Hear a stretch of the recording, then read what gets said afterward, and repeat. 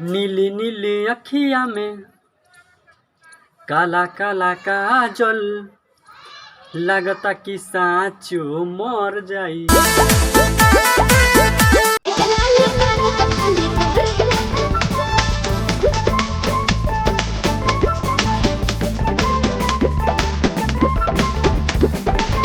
अखिया से काला काला, नीली नीली अखिया से काला काला जादू, लगता कि साँचो मर जाएब आजू।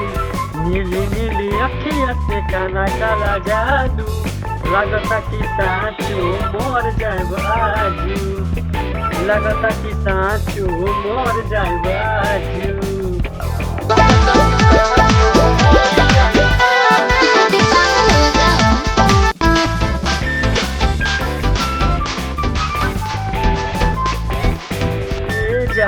का हम बताई दिलवा में बारू तू ही तू, दिलवा में बारू तू ही तू।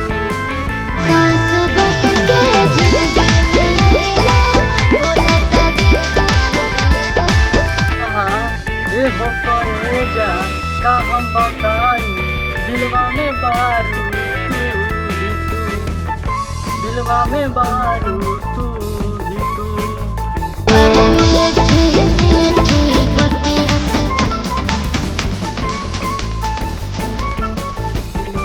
नीली नीली अखिया से काला काला जादू, लगता कि साँचो मर जाएब आजू।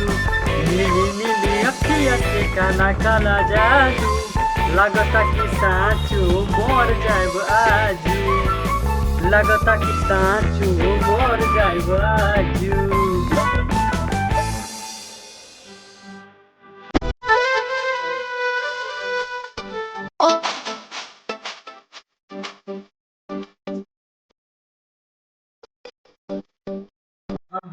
पागल भइले देख सतेंद्र मखमल तोर जवानी हो, देखी के तोहर जवानी हो।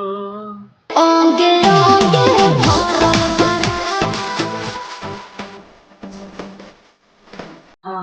पागल भइले देखी के जोनी मखमल तोहर जवानी हो, मखमल तोहर जवानी हो।